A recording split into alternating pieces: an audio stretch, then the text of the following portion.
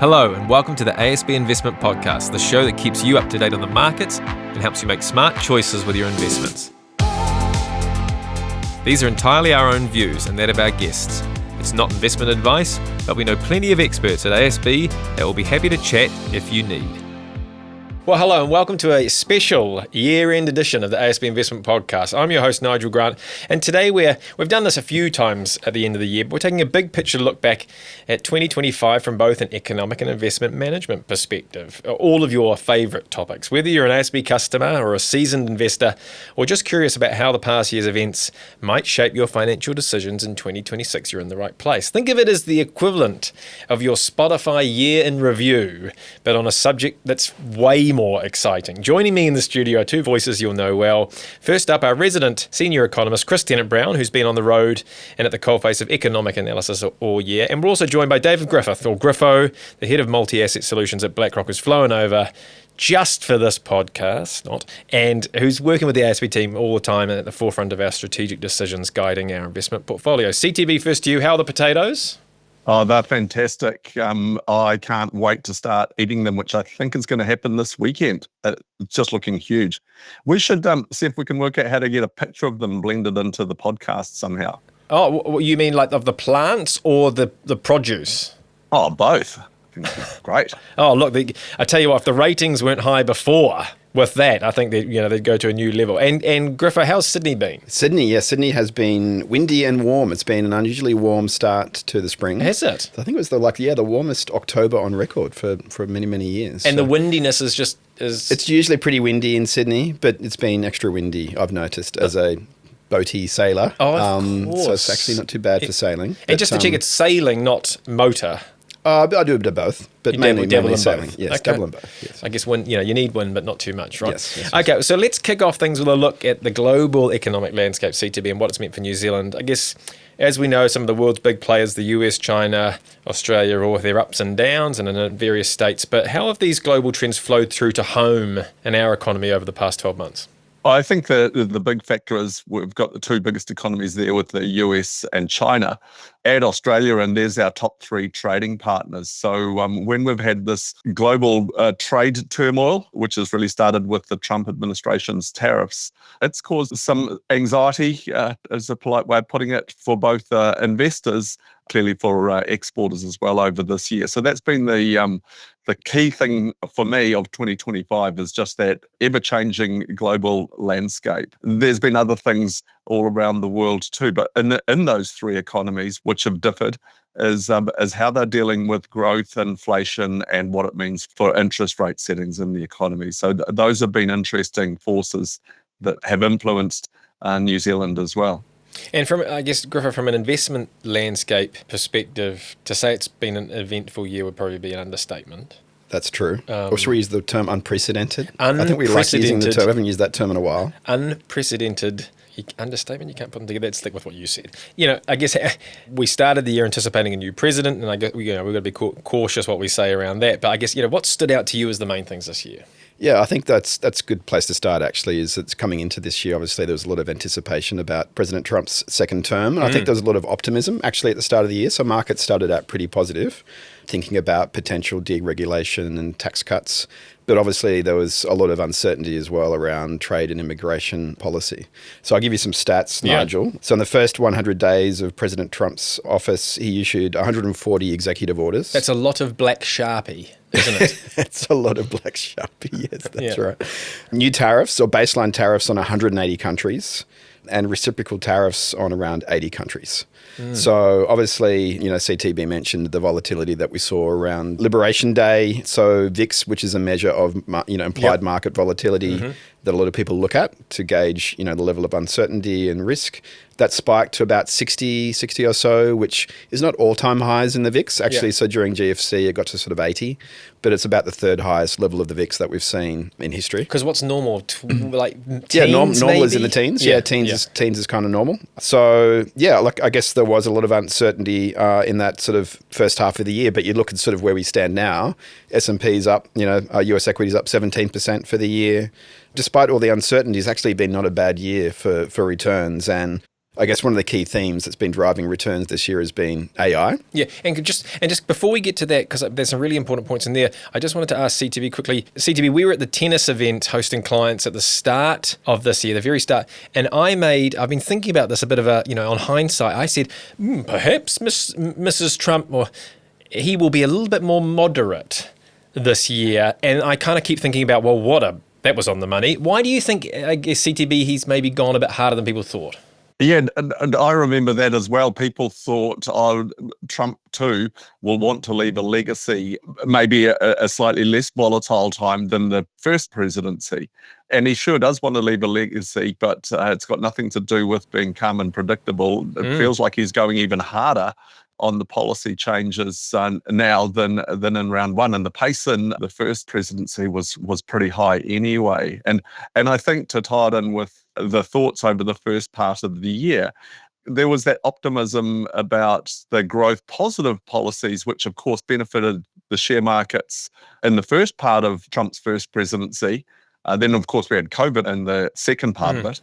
Whereas this time around, we had a lot of policies that really rattled markets' cages in the opening months, with Liberation Day being the big one. And that was pretty alarming for investors. So rather than the share markets racing away, they were under a lot of stress at the start of the year. Here we are at the end of the year, and we've probably ended up where we might have been thinking about back at that briefing we did at the tennis in January. And David, you were just about to go there, but I guess, AI is just, amongst all that, AI, digitization markets, they've just kept going. And so you were going to start into, what's been the big drivers of that? Yeah, no, exactly. So it's been a key theme for the last 2 or 3 years now, right? And I think just in terms of those key AI stocks, like we can't mention the names of the stocks. Mag 7 you can say. The Mag 7, let's talk about Mag 7, yeah. So the earnings have just been super strong and they continue to be, and that's been driving equity markets stronger. The other dynamic I'd say is also sort of the market sort of thinking about pricing in further cuts from central banks. Yes. So it has been, and that's probably a topic we'll talk a little bit more about further on. Generally, it's been a year of support from central banks cutting rates and expectations that the US Federal Reserve would cut rates further. That's been a bit of a support to markets as well. But as we come into the end of the year, I mean, it's been a pretty good year for equities. I mentioned before, US equities up about 17%. The measure of, the Mag 7 stocks up about 24%. And if you strip out Mag 7 from the broader index, that was only up about 15%. So still pretty good. There's clear outperformance there from AI and those big companies driving overall stock returns. I guess the key more recently has been heightened concern, observations around the level of capital expenditure from these big hyperscalers and whether that's going to lead to future excess returns.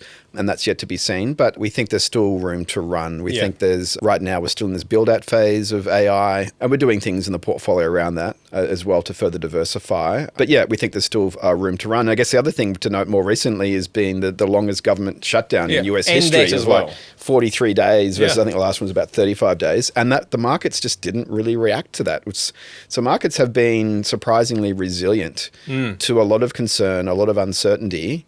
But in terms of our sort of the underlying economic perspective, things are looking still pretty good. Earnings are still positive. We are seeing a bit of a pivot now with central banks maybe getting to the end of their cutting cycle, which is a sort of a new dynamic as we come into the next year. But overall, sort of economies held up pretty well. So things are, kind of shaping up okay. And I guess, CTB, Griffith was hitting on a little bit there in terms of what central banks are doing. We've talked about the RBNZ, the Reserve Bank of New Zealand, what they've been doing. But if we step back a bit, what happened through all of 2025 and what's it generally meant for borrowers and savers? Yeah, that's a really good question, because just like the global situation, there's been some mood swings. We've had the same here, really. And at the start of the year, we were really thinking this is going to be a grinding recovery, which is indeed what we're still having. But we thought the RBNZ's monetary policy would start to get some traction and the economy would perform steadily better through the year. But instead, we had this very big soft patch in the middle of the year. So we came out of a bad slowdown last year and started to pick up, and then we slowed down again in the second quarter. Plus we had all that volatility from offshore as well. So the Reserve Bank ended up cutting more than what we expected over this year. So that was the thing which we had to adapt to. the Reserve Bank had to adapt to. So what does it mean for our ASB customers? Well, in the term deposit and mortgage space, it's meant that they have got lower than what we thought they would get to when we were working out where things might trough out at the start of the year. So here we are with mortgages available in the low 4%, term deposit rates dipping a bit lower than what we expected.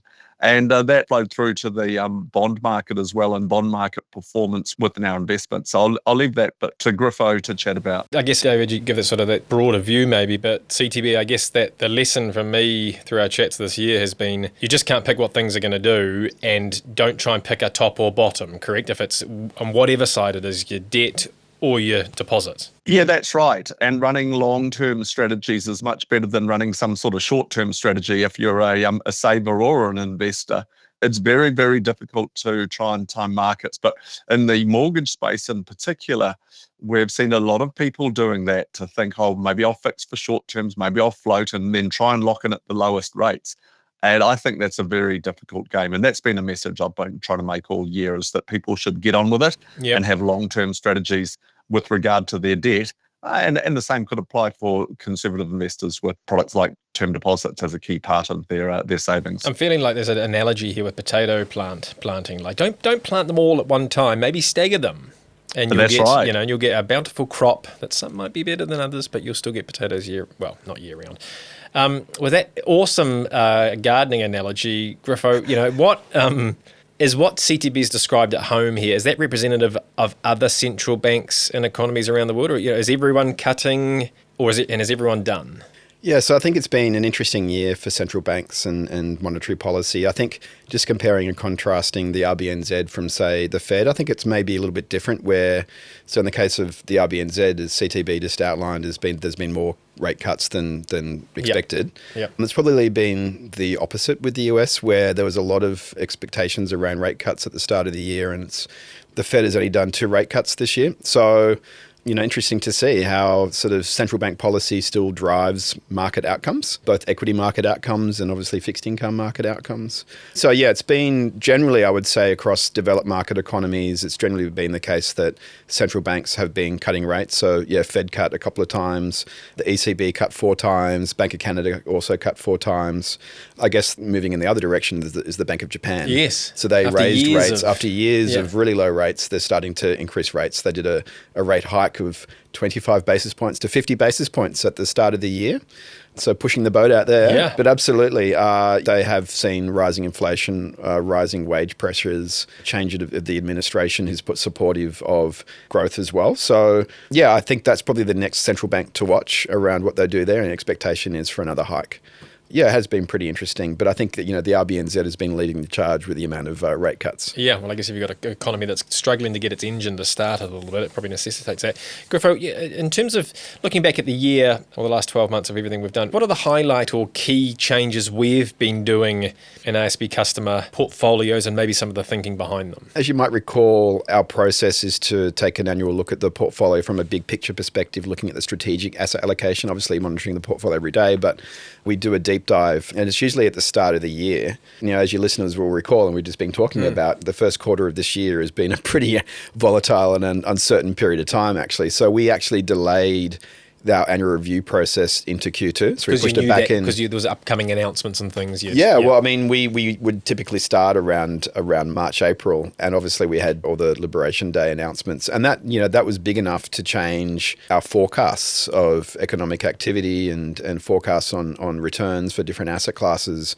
So what we do in these sort of scenarios where you've got a fundamental shift, you've got to pause, make sure you've got all the latest information embedded in your assumptions.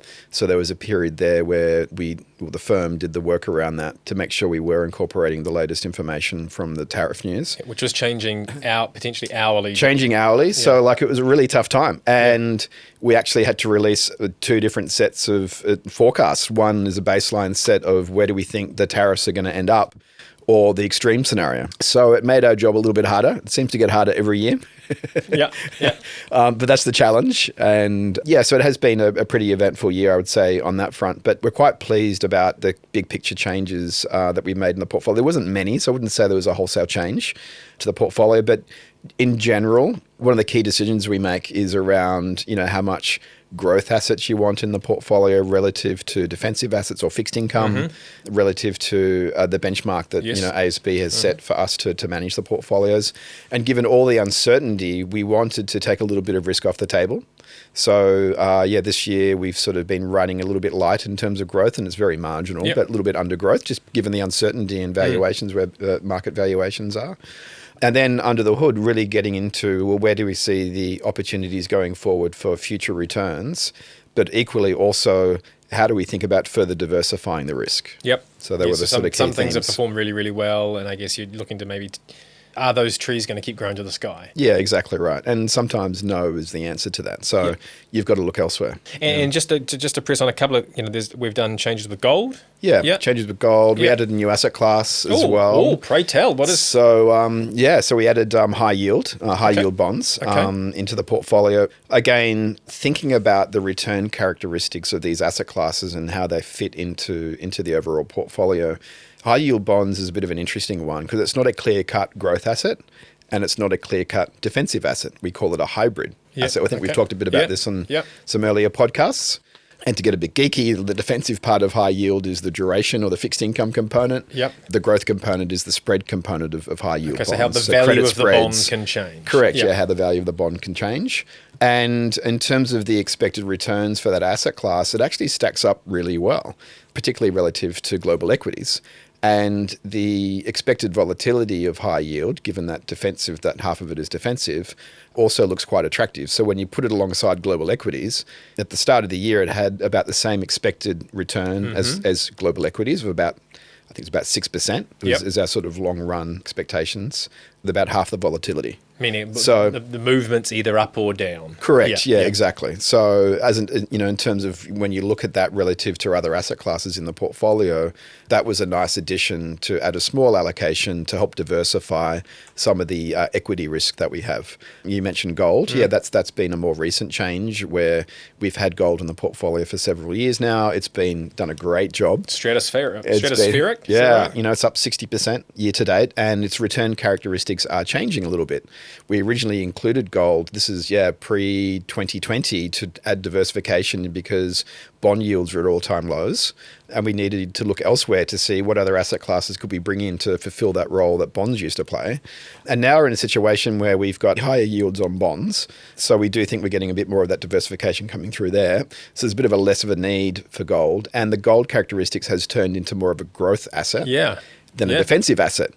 When you get an asset class up 60%... That's a growth asset. It's a growth asset. It's higher than equities. Yes. We felt it was right to take a bit of profit on that position that we've held for some time, and we've halved the position size there as a bit more of a sort of tactical trade. And so just finally, Griffo, that leads into a question. I guess a lot of customers ask us about AI, digitization, these Mag 7, equities. Again, trees don't grow to the sky. Have we done anything to maybe just to adjust the portfolios because those things have had a good run? Are we looking elsewhere? Yeah, no, absolutely. We have. We still think there is a little bit more room to run in that AI theme. So you still want exposure to that. But we think it's time to think about diversifying a little bit of the risk given the concentration there. You may recall last year we added listed infrastructure to the portfolio. We think that will do well in the next build-out phase of building the data centers, the electricity that's needed to power these data centers. So the addition of infrastructure has been recent, and also adding a little bit more to emerging market equities, which we think will benefit from some other sort of mega forces around demographics as well. So just gradually tilting the portfolio into other areas to make it a bit more defensive and a bit more diversified. Yeah, I always think that's we talk about it all the time in the office, but I guess I always think that's a really interesting point to leave customers or listeners with in terms of, what are you doing about that thing? It's been great, but maybe just, keep looking at things and maybe take some risk off the table. CTB, when we've been out on the road shows around, with customers, you often press on the sort of thing, investor confidence has been moving up and down a fair bit. At one point during the year, I think in the last or 2 quarters ago, it got down to COVID levels, but you always say, but look at your KiwiSaver investment fund balance performance. I guess if you were to step back, what's been driving, I guess, those shifts in investor confidence? Yeah, it has been a bit of a roller coaster for when it comes to investor confidence. And I was surprised at how low it got in the second quarter. Like you mentioned, to get it back to levels we last saw in COVID surprised me. I think there was definitely plenty to get concerned about in the first half of this year, but I didn't find it as concerning and uncertain in terms of an investment outlook as I was thinking during COVID, where all bets were off as to what might happen next. But actually, when I look at what's going on in underlying in the investments that that respondents talk about, and we get over 700 respondents from all sorts of different investment styles. They're not ASB customers. They're a slice of life across New Zealand. And if I think about dicing and slicing it by their age and what their main investment is, it makes sense. A lot of Kiwis have got term deposits as part of their portfolio. Clearly, an environment of falling yields, while inflation's still there, isn't going to make them happy about the outlook for their investments. Likewise, I think people have been fairly surprised at how long it's taken for any sort of turnaround in the housing market. And there's not a convincing turnaround happening now either. Prices are treading water. Rents aren't going up by very much. So people who see their greatest returns are coming from housing, either their own home or a rental property. They quite rightly a bit concerned about the year ahead and thinking that things should be better, but they weren't. But meanwhile, if we look at things like KiwiSaver investors or people in managed investment funds, clearly the offshore uncertainty at the start of the year rattled people's cages. And we saw a pretty decent drop in global share markets following Liberation Day. Those tariffs were more serious than what people had thought about. And like Griffith said, we almost had to run a couple of different outlooks, and a lot of investors were focused on the negative growth outlook and negative consequences from the tariff situation. What's happened since then, though, is that markets have recovered, and so the confidence has picked up somewhat over the course of the year, particularly for KiwiSavers and managed investment funds. They're and I think that's people actually looking at their returns. So the key message from the whole year when it comes to investor confidence is low confidence doesn't necessarily mean low investment returns, particularly for things like global equities. And that's apparent, even though a lot of people were thinking, should I be doing something with my investment, when they saw this uncertainty that we've been talking back around that Liberation Day in April. So really interesting bunch of drivers in there. And I think things should slowly pick up in terms of confidence. In fact, we've got a separate housing confidence survey, and confidence in is now a good time to buy a house has picked up a lot. That's the flip side of house prices going nowhere, low interest rates, is buyers are thinking, hey, this is a nice market to be buying into. So it'll be interesting to watch how that housing confidence and investor confidence evolves over the year ahead. As we wrap up our review of 2025, it's clear the year was shaped by international shocks, evolving monetary policy, and a rethink of traditional investment approaches and strategies. But I guess confidence has edged up, but there's still that underlying caution. It's probably, it's investing, right? There's always caution, and in every. Shouldn't say that, this year is going to be any different. Guys, before we let you go, a couple of year-end style questions for you both. CTB to you first. What's something market or economic related you're going to be watching over the summer break? Well, I think it's a really interesting time for us now. The Reserve Bank at their meeting in November gave a surprisingly firm outlook that they thought they would be on hold from now on in. And we have a long, nearly 3-month break until the Reserve Bank meets in late February. And we've got a new Reserve Bank governor. So I'll be keeping an eye on the data flow between now and then to see if this recovery that the Reserve Bank sounded fairly confident in keeps on playing out. And likewise, the one thing that central bankers can do between meetings is use their language. So I'll be really interested when the typical Reserve Bank speeches and comments start coming out, particularly from the new governor, to see how they shape the expectations running into that February meeting. Sounds pretty boring, but I'm looking forward to it. Oh, well, that's why we pay you the big bucks, right? To keep an eye on the boring stuff. Griffo, what's something? Is there a data point or anything you'd be looking at? Yeah, it's kind of when you think about this question, I was just thinking what would be the one thing that you can look at a lot of different things. Yeah. But the bond market is a really good distiller of, if you think about what really matters, big picture, it's what are we worried about? It's growth and inflation. Yeah. And bond markets really have a good handle on that. They sniff that out really fast. They sniff that out pretty quick. So for me, if I was watching one indicator, it'd be US 10-year yields. as a key indicator of what's going on there, particularly given that we haven't had the data given the US government shutdown, thinking what does the bond market think about growth and inflation? Yes. And then it's an important one because it has a bearing actually on equity valuations, has a bearing on currencies. Rate. Exactly. So it drives a lot of the returns of other asset classes. So I think as a single indicator, that would be a good one to watch. I mean, it's a recommendation for Christmas Day. Keep an eye on that. If you're at a loose end or you need to avoid that conversation with a family member, just check in on the bond market. Maybe would be one bit of advice there. And to that thematic, I guess if there's one bit of advice, noting it's not personalised advice, we know that, but piece of advice or recommendation you'd share with listeners heading to the new year? Was there any, reflecting on the year CTB, anything that stands out to you that you'd want to impart on people for 2026? I think this past year has been a really good example of sticking with long-term goals. Whatever you're investing in, for people in the housing market, don't try and change strategies just because it's been a flat year. Get the fundamentals right for that sort of investment. For us in the portfolio space, sometimes you've got to look through the noise and it may not sound like a fun backdrop, but this year's been a great example of if you're stuck with your long-term goals, you're probably going to be looking at your KiwiSaver or your managed investment funds and feel reasonably happy about them at the end of 2025. So I think over the summer break is a really great time just to reflect on long-term plans as an individual, as a family, and that's certainly what I'll be doing. Anything that's on your mind? I think CTP he wrapped it up he nailed it absolutely. And like the only thing I would add is just the magic of compounded returns, like staying invested. And I think I've quoted a few times Albert Einstein, who said compounded returns are the eighth wonder of the world. So if you've got a long-term investment horizon, it really pays dividends to stay the course. Yeah, I don't remember him saying that in the movie Oppenheimer. They must have just edited that bit out. That one, yeah. Yeah, I mean, it would have made a big difference to the movie. I just had a quick one, which was what Frank had been talking to clients about, and it stuck with me ever since. It's kind of that most people are already heavily entwined with their little part of New Zealand. They have a job there, a salary, comes from there, and they maybe have a house if they're lucky enough to have a house. And you think, it might be diversified, but actually you're potentially not. You're heavily levered to one city and one small part of the world. So start thinking about kind of, if you're thinking about investing, that can help broaden that, your pool of things if you're in that fortunate position. And I guess that's what KiwiSaver investment funds obviously do. As always, thanks to you both for your insights. We're changing up the last question that we normally do, which is the recommendation. But CTB, to you first. What's on the Christmas wish list this year?